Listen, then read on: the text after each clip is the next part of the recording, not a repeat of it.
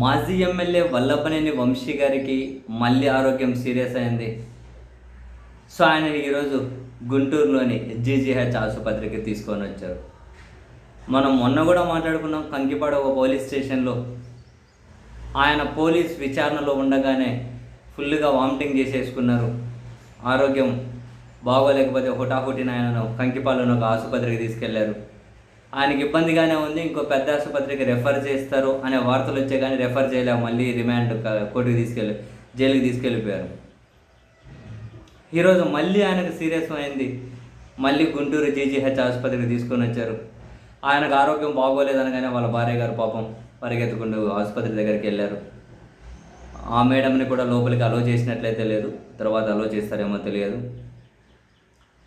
వైద్యం అయితే అందిస్తూ ఉన్నారు. అయితే నాకు ఒక పాయింట్, అంటే ఏ క్వశ్చన్ అర్థం కావట్లేదు. అంటే ఏ గ్రౌండ్స్ మీద డిఫరెంట్ ఒపీనియన్స్, డిఫరెంట్ తీర్పులు న్యాయస్థానాల వైపు నుంచి కూడా వినిపిస్తాయి.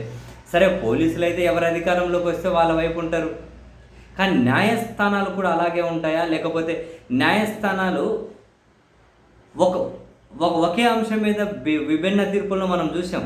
కానీ ఇప్పుడు అచ్చెన్నాయుడు గారు ఉన్నారు, మాజీ మంత్రి గారు, ఇప్పుడు మంత్రి గారు.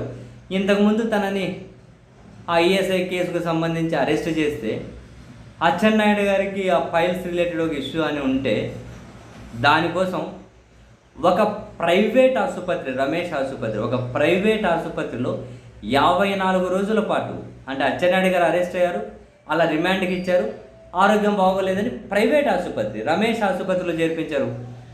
బెయిల్ వచ్చిన తర్వాత అక్కడి నుంచే డిశ్చార్జ్ అయ్యి నేరుగా ఇంటికి వెళ్ళిపోయారు. బెయిల్ వచ్చిన తర్వాత.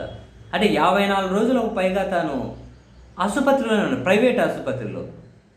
మరి అచ్చెన్నాయుడు గారిని ప్రైవేట్ ఆసుపత్రిలో 54 రోజుల పాటు వైద్య పరీక్షలు చేయించినటువంటి న్యాయస్థానం తీర్పుకు బేస్ ఏంటి?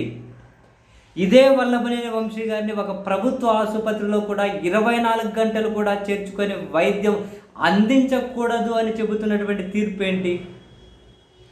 Did you got my point? అర్థమైందా? ఆయన్నేమో ప్రైవేట్ ఆసుపత్రిలో 54 రోజుల పాటు ఏ తీర్పు అలో చేసింది, ఏ గ్రౌండ్స్ మీద అలో చేసింది? వల్లభనేని వంశీ గారిని ఒక ప్రభుత్వ ఆసుపత్రిలో అయినా ఒక 24 గంటలైనా చేర్చుకొని ఆయన ఆరోగ్యాన్ని చూడండి అని ఎందుకు అదే న్యాయస్థానాలు చెప్పడం లేదు?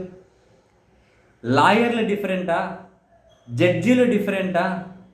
తీర్పులు డిఫరెంటా? పోలీసులు డిఫరెంట్? పోలీసులు పరిగణలో తీసుకోవాల్సిన అవసరం లేదు, వాళ్ళని పక్కన పెట్టండి. వాళ్ళే ముందు ఎవరు అధికారంలో ఉంటో ఆ పాట పాడుకొని ఉంటారు. వాళ్ళ గురించి పెద్ద మనం పాజిటివ్గా ఆలోచించాల్సింది కూడా ఏం లేదులేండి. ప్రస్తుత పరిస్థితుల్లో పోలీసులను చూస్తూ ఉంటే రవ్వంతో కూడా పాజిటివ్ అభిప్రాయం కలగడం లేదు. కానీ ఇక్కడ తీర్పు ఎక్కడమా? అంటే తీర్పు ఏంటి? జడ్జిలు ఎవరు?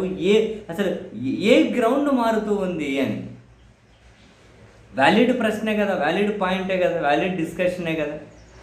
మనం వీటన్నిటికీ ఒకే సమాధానం చెప్పుకోవాలి. అదేదో సినిమాలు కదా, రామారావు గారు అన్నట్టు కోర్టుకి, తీర్పుకి, జడ్జికి అన్నీ మారిపోతూ ఉంటే కోర్టుకి తీర్పులు ఎందుకు మారుతాయి ఎవరన్నా అంటారు కదా. మరి మనం ఇదే అనుకోవాలేమో. ఒక ప్రైవేట్ ఆసుపత్రి రమేష్ హాస్పిటల్లో అలో చేశారు ఆయన 50 రోజులకు పైగా అచ్చెన్నాయుడు గారిని. ఇక్కడ వంశీని ప్రభుత్వ ఆసుపత్రిలో కూడా వైద్యం చేయిస్తలేరు. ఆయన ఆరోగ్యం బాగోలేదు, చాలా 20 కేజీలు పైన తగ్గిపోయారు, దగ్గుతున్నారు, తుమ్ముతున్నారు, ఊపిరి ఆడట్లేదు, శ్వాసకోశ సమస్యలు. ఒక దగ్గర ఉండి ఒక 2 రోజులు వైద్యంగా చేయిస్తలేదు ఎందుకో. అసలు వ్యవస్థలు భలే గమ్మత్తైనవి. ఆ వ్యవస్థలలో నీతులు చెబుతుంటారు చూశారు. మీకు ఎట్లుంటుందో నాకు తెలియదు, కానీ నాకైతే ఎక్కడో కాలుతూ ఉంటుంది. ఏం గొప్ప వాళ్ళరా బాబు వీళ్ళు, గొప్ప నీతులన్నీ చెబుతారు. పొట్టకోసే నీతులు వీళ్ళు. ఎవరు అధికారంలో ఉంటే, ఎవరు బలమైన ఉంటే వాళ్ళ పక్క ఉన్నోళ్ళుగా నీతులు చెబుతారు. మనం వినాలి. కర్మరా అనిపిస్తుంది నాకు చాలా మందిని చూస్తే.